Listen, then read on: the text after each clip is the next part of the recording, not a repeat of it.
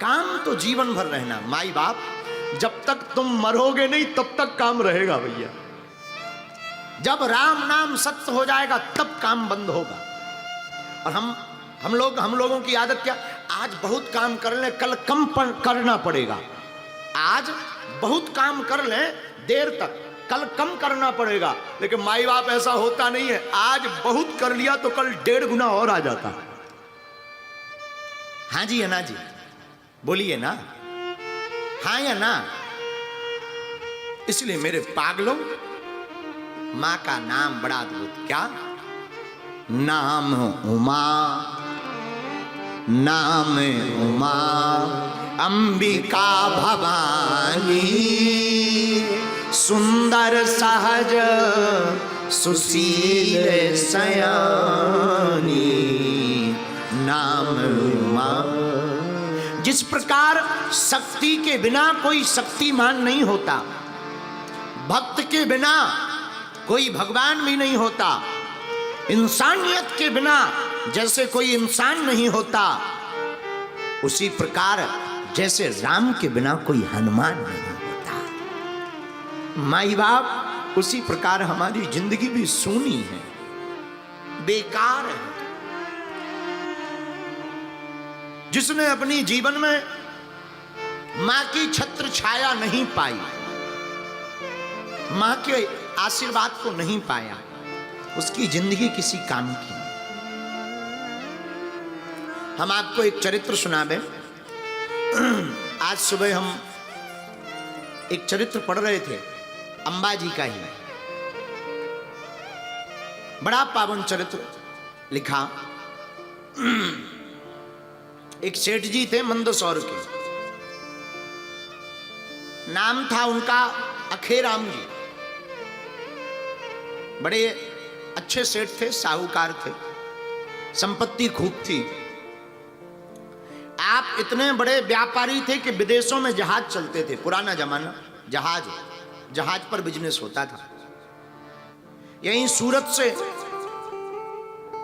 मुंबई से, कोलकाता से, आदि आदि शहरों से जहाज जो जाते थे, उन्हीं से बड़ा लंबा चौड़ा व्यापार था उनका।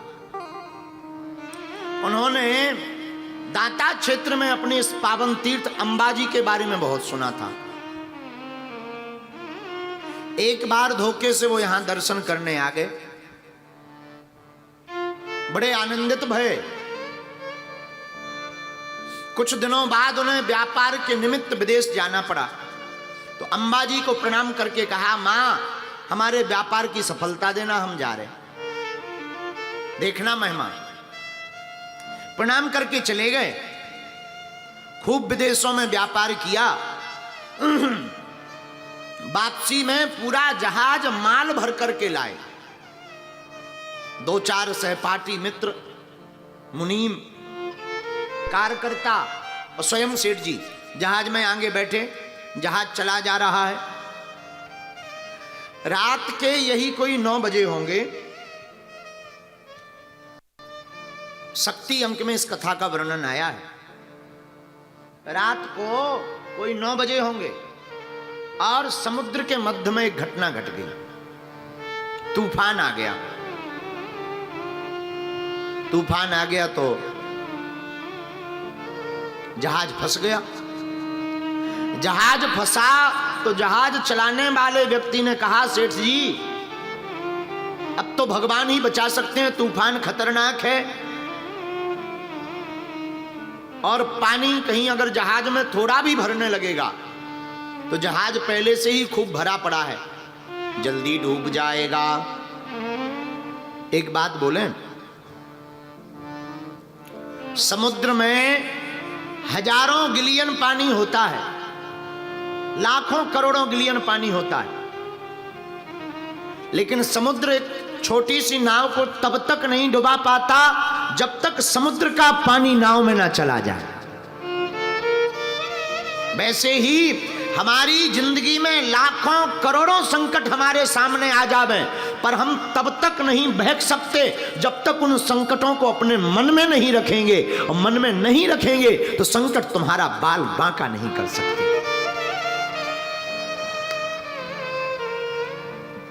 तो वह डरने लगा। आहा, सेठ जी भी बड़े डर गए कि कहीं मर ना जाए। इस दुनिया में बड़ी आफत यह है कि कोई मरना नहीं चाहता।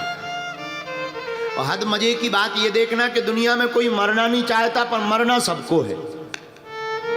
बूढ़े आदमी से भी पूछो, 86 साल का बुढ़ा हो, 80-85 साल पार कर गया हो और मर रहा हो, एकदम बिस्तर पर पड़ा हो, उसके पास भी जाओ, हाथ जोड़ के कहते हे भगवान हमें बचाओ। तो सेठ जी की आंखों में आंसू आ गए, अब तो मरना तय है।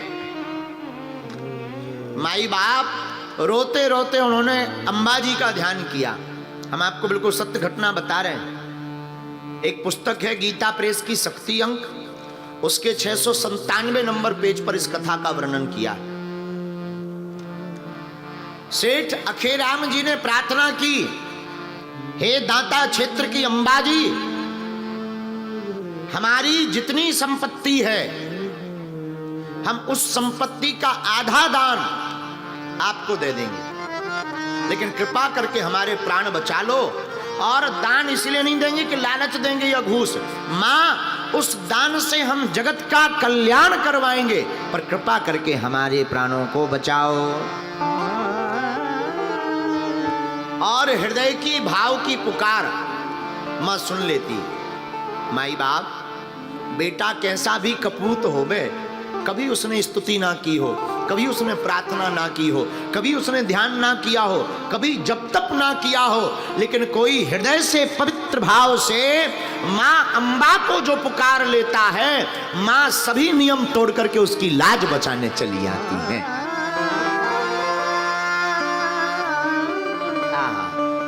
और उन्होंने सच्चे हृदय से कहा, मां हमारे प्राण बचाओ। और माता रानी से रहा नहीं गया। माता रानी की ऐसी कृपा हुई कि भगवती ने अपने त्रिशूल की नोक से पूरे जहाज को समुद्र से बीचों बीच से हटा करके फेंक दिया और आकर के समुद्र के किनारे वो जहाज लग गया एक झटके में। सेठ जी बड़े चौंके। गुजरात में ही समुद्र के किनारे उनका जहाज लगा। तुरंत भागे भागे अंबाजी आए, जगदम्बा के दरबार में आकर के अपने संकल्प को पुजारी जी को बतलाया, महाराज हमने ऐसा ऐसा संकल्प लिया था। और पुजारी जी को पूरा वृत्तांत बतलाया। तो पुजारी जी बोले हो सकता है भगवती की कृपा है। लेकिन जैसे ही पुजारी जी ने माता रानी का पट खोला तो क्या देखते हैं, भगवती की पोशाक गीली है। और इतना ही नहीं, केवल पोशाक गीली नहीं, जब उस पोशाक को लेकर के निचोड़ा गया और उस जल को जब जीभ से लगाया तो वो खारा निकला। खारा पानी आते ही श्री माता जी ने, अंबाजी ने पूरी प्रत्यक्ष घटना स्वप्न में पुजारी जी को बतलाई। पुजारी जी बड़े प्रसन्न भये और सेठ अखेराम जी जय जयकार करते हुए अपनों घर को गए और उन्होंने माता रानी को भेंट चढ़ाई और भगवती को भेंट चढ़ा करके पूरा जीवन भगवती के चरणों में समर्पित कर दिया। साधु नाम इनका अंबिका है, अंबा है। भगवती बड़ी दयालु है। जो भी साधक भगवती की साधना को नवरात्रि के पावन पर्व पर श्रद्धा पूर्वक करता है, ज्योत लगाता, बीज मंत्र का जाप करता, तन मन धन में से कुछ भी अर्पित कर दे। जरूरी नहीं तुम संपत्ति चढ़ाओ, मन को चढ़ाओ, अपने मन को अर्पण कर दो। हे भगवती आज से ये हमारा सारा वैभव आपका है, हम आपके दास बन करके हैं। और जो इस प्रकार के भाव से भगवती के चरणों में जीता है, माई बाप वह रंक भी राजा बन जाता है।